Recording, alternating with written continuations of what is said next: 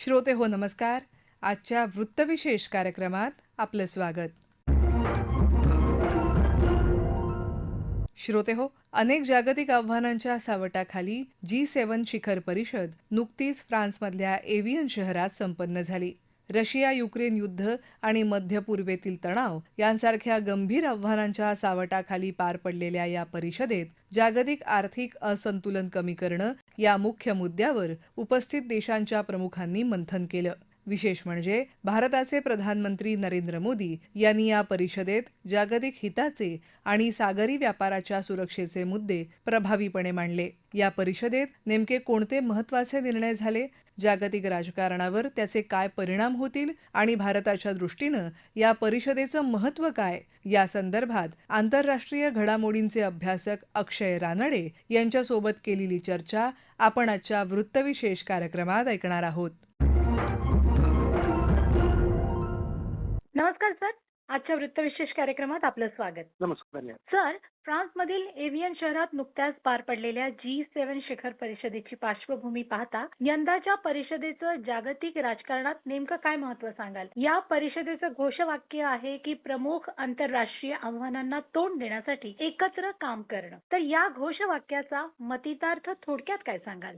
एव्हियन मध्ये यंदाची जी G7 परिषद झाली ती 2-3 कारणांसाठी महत्वाची ठरते. पहिलं म्हणजे एकंदरच जगातील सत्ता संतुलनाची रचना आता बदलताना दिसते. म्हणजे युक्रेनचं युद्ध असेल, पश्चिम आशियातील अस्थिरता असेल, ऊर्जा बाजारातील अनिश्चितता असेल किंवा इव्हन AI सारख्या तंत्रज्ञानामुळे होणारी जी काही स्पर्धा आहे त्या सगळ्या पार्श्वभूमीवरती ही परिषद झालेली आपल्याला दिसून येते. त्याच्यातले जे एजेंडाज आहेत ते पण ह्याच अनुषंगाने घेतलेले आपल्याला लक्षात येतात. दुसरं म्हणजे यावेळेसचे जे अध्यक्ष म्हणजे फ्रान्सकडे जे अध्यक्ष होते त्यांनी या परिषदेचा जो मूळ हेतू होता तो सांगितला की जागतिक असमानता कमी करण्यासाठीची ही परिषद आहे आणि भागीदारी आधारित विकास हा त्यांचा हेतू आहे. आशयाची परिषद त्यांनी केली होती. याचा एक स्पष्ट अर्थ असा आहे की G7 हा श्रीमंत देशांचा क्लब न राहता किंवा तेवढ्याच पुरतं सीमित न ठेवता तसं ग्लोबल साऊथलाही चर्चेच्या मध्यवर्ती आणण्याचा प्रयत्न या परिषदेत करण्यात आला असं आपल्याला म्हणता येईल. तुम्ही आता जे परिषदेचं घोषवाक्य म्हणाला की आंतरराष्ट्रीय आव्हानांना एकत्र सामोरं जाण्याचं, याचा अर्थ सरळ आहे. म्हणजे आजच्या अनेक समस्या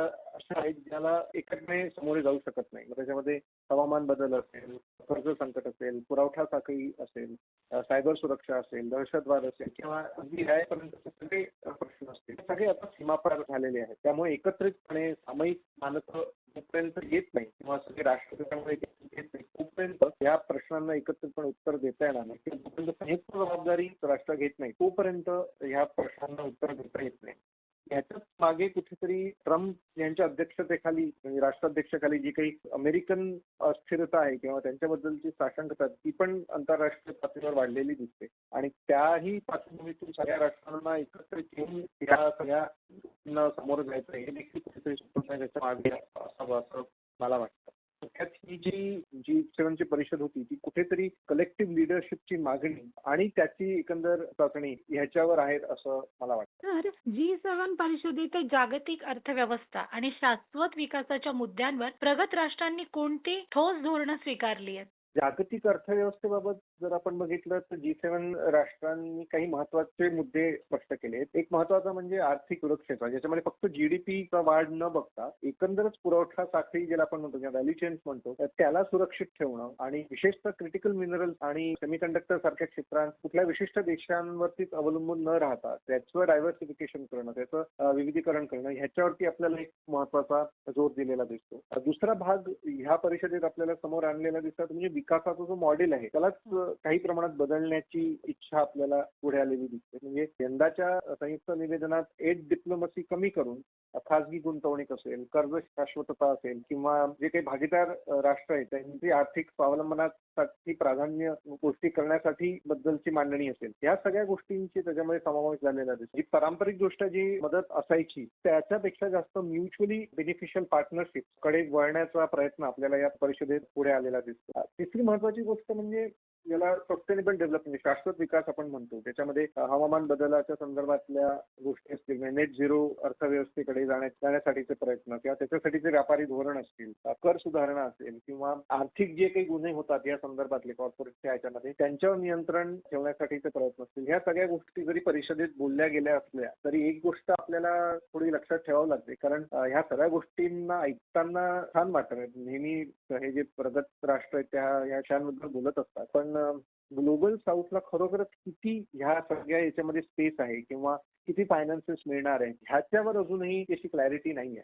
भारताच्या दृष्टीनं G7 परिषद महत्वाची मानली जाते आणि भारतानं या जागतिक मंचावर ग्लोबल साऊथ मधील देशांचं प्रतिनिधित्व केलंय. तर जागतिक निर्णय प्रक्रियेत केवळ आर्थिक मदतीऐवजी या देशांना समान हक्क आणि भागीदारी मिळायला हवी अशी भूमिका भारतानं मांडली आहे. काय सांगाल? आपण जर का बघितलं तर या G7 परिषदेमध्ये भारत इन्व्हायटेड गेस्ट म्हणून होता, पण आपण जर का प्रत्यक्षात बघितलं तर एकंदर ग्लोबल साऊथचा प्रवक्ता म्हणून भारत तिथे गेला होता असं म्हणायला हरकत नाही. अगदी साध्या भाषेत सांगायचं झालं तर भारताचा एक मुद्दा निश्चित आहे जो की त्यांनी ठामपणे मांडलेला आपल्याला दिसतो की एकंदरच ग्लोबल साऊथला फक्त आर्थिक मदत नकोय तर निर्णय प्रक्रियेमध्ये या पूर्ण ग्लोबल साऊथला समान जागा असावी अशा प्रकारची भूमिका भारताने घेतलेली आपल्याला दिसते. म्हणजे कर्जमाफी झालं किंवा विकास वित्त यावरची चर्चा करताना किंवा आफ्रिका, एशिया, लॅटिन अमेरिका यांचे हित केंद्रस्थानी ठेवून या सगळ्या भूमिका भारत मांडताना आपल्याला दिसतो. म्हणून ग्लोबल साऊथचं प्रवक्ता म्हणून या परिषदेमध्ये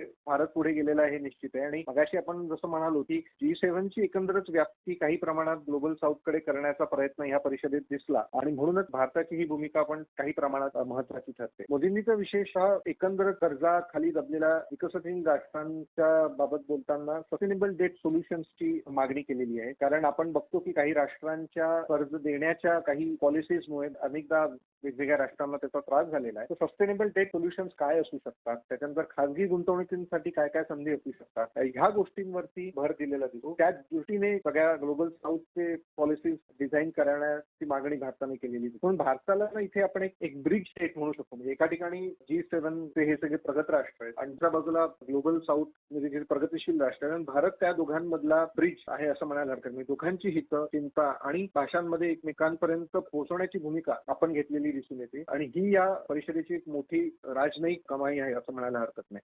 नक्कीच. पंतप्रधान नरेंद्र मोदी यांनी मानव केंद्रित AI, सर्वसमावेशकता आणि अर्थपूर्ण मानवी नियंत्रण यावर भर दिला या बैठकीमध्ये. AI विकासाचा पाया मानवी मूल्यांवर आधारित असला पाहिजे असं पंतप्रधानांनी म्हटलं आहे. काय सांगाल? AI संदर्भातला सत्र हा या परिषदेचा एक त्यातल्या त्यात सगळ्यात फ्युचरिस्टिक भाग होता असं म्हणायला हरकत नाही. जिथे पंतप्रधानांनी आपली भूमिका खूप स्पष्ट मांडली आहे. त्यांनी मानव केंद्रित AI हा शब्द वापरून 2 ते 3 मुख्य मुद्दे अधोरेखित केले असं मला वाटतं. एक म्हणजे सर्वसमावेशकता असेल आणि सुरक्षितता आणि मानवी नियंत्रण पण. म्हणजे ह्या 3 गोष्टींवरती पंतप्रधान मोदींनी भर दिलेला आपल्याला दिसून येतो. त्यांनी प्रामुख्याने 4 सूचना मांडलेल्या दिसतात. एक म्हणजे AI ला स्टेप बाय डिझाईनच करायचं. म्हणजे सुरुवातीपासूनच सुरक्षता आणि नैतिकता ही लक्षात घेऊन तंत्रज्ञान तयार करायचं. तो आफ्टर थॉट नसावा. म्हणजे डिझाईनच त्याचं सेफ असावं. ह्याच्याबद्दलची काही सामान्य मानकं असावी, त्याच्याबद्दलचे काही टेस्टिंग फ्रेमवर्क्स असावेत, काही रेग्युलेटरी फ्रेमवर्क्स असावेत, अशी सूचना देखील त्यांनी जागतिक पातळीवर केलेली दिसते. त्यांनी डीप फेक ह्या सगळ्या ह्याच्यामुळे जे मिसइन्फॉर्मेशन कॅम्पेन चालतो त्याच्याबद्दल सजग राहण्याचं आव्हान केलेलं दिसतं.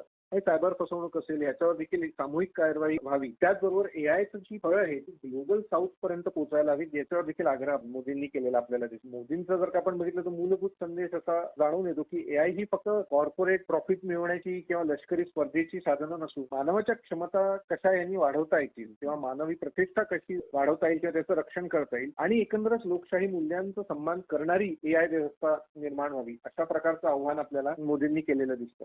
G7 शिखर परिषदेत अमेरिकेचे राष्ट्राध्यक्ष डोनाल्ड ट्रम्प आणि भारताचे पंतप्रधान नरेंद्र मोदी यांच्यात झालेली बैठक अत्यंत महत्त्वपूर्ण ठरली आहे आणि जागतिक राजकारणाच्या दृष्टीनं या भेटीचं एकूण महत्त्व आपण कसं अधोरेखित कराल?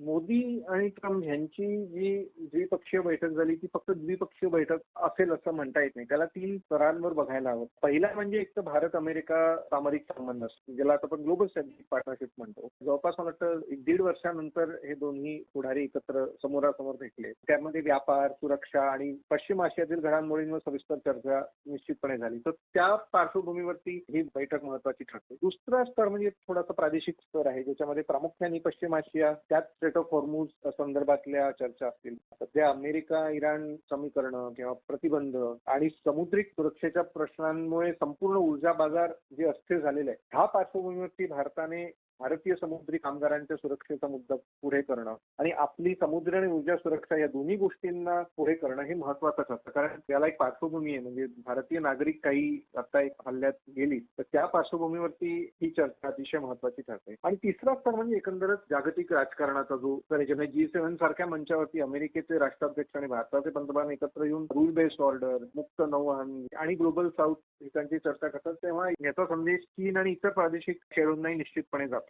थोडक्यात ही काही प्रमाणात किंवा फोटो भेट नव्हती तरी भविष्यात ह्या संबंधांना फक्त द्विपक्षीय पातळीवर नाही तर प्रादेशिक आणि जागतिक पातळीवरती कशा प्रकारची रचना आणि वाटचाल होईल ह्याचे महत्वपूर्ण विषय याच्यावरती निश्चितच बोलल्या गेले असतील. पण हे लक्षात घ्यायला हवं की एकंदर ट्रम्प यांच्या अध्यक्षतेखाली काही प्रमाणात अमेरिकन परराष्ट्र धोरणाबद्दलची अनिश्चितता निर्माण झालेली आहे आणि त्याचा काही प्रमाणात भारताला देखील परिणाम भोगावे लागतात. ते पण कुठेतरी मेंटेन व्हावं, स्थिरता यावी किंवा निदान पुढे काय वाटचाल असेल याचा एक आराखडा पुढे यावा, याच्यासाठी पण ही द्विपक्षीय चर्चा महत्वाची होती.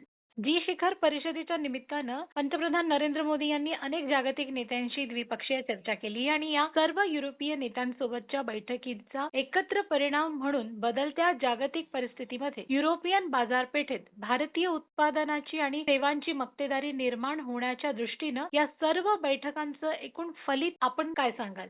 युरोप भारताला आता एक विश्वसनीय लोकशाही भागीदार म्हणून अधिक गंभीरपणे बघू लागला आहे. इथे एक महत्वाचा घटक असा आहे की जसं मी मगाशी म्हटलं की ट्रम्पच्या काळात अमेरिकेच्या धोरणात येणारी टोकाची वळणं, म्हणजे ती नेटोचा विषय असेल, व्यापार कराराचा विषय असेल, क्लायमेट फंडिंगचा विषय, वेगवेगळ्या विषयांमुळे युरोपला पण काही प्रमाणात याचा त्रास किंवा अडचण जाणवते. म्हणून युरोप पण डायव्हर्सिफिकेशनचा प्रयत्न करू, पार्टनर्स त्यांचे डायव्हर्सिफाय व्हावे या प्रयत्नात आहे. आणि इथे मात्र भारताची भूमिका खूप महत्वाची ठरते, कारण भारतासारखा मोठा बाजार असलेला आणि लोकशाही देश नैसर्गिक दृष्ट्या त्यांना युरोपला पर्याय वाटतो. म्हणून ह्या चर्चा आहेत त्या खूप महत्वाच्या ठरतात. आताच्या काळात फ्रेंड शोरिंग हा एक कन्सेप्ट फार दयास येतो, ज्याच्यामध्ये पुरवठा साखळी तुम्ही अशा देशांमध्ये हलवता जे राजकीय दृष्ट्या आपल्याला विश्वासार्ह वाटतात. सरळ सरळ संदेश हा चीनकडे जातो. म्हणजे चीनवरील अवलंबन हे काही प्रमाणात कमी करण्यासाठी युरोपियन राष्ट्र या प्रयत्नात आहेत. त्यात अमेरिकन अनिश्चितता जर का असेल तर त्या पार्श्वभूमीवरती भारत हा एक चांगला पर्याय म्हणून पुढे येतोय. मग ते फार्मा इंडस्ट्री असेल, ऑटो कंपनीज असतील, IT सर्व्हिसेस असतील, या सगळ्या ठिकाणी आपल्याला भारत एक महत्वाचा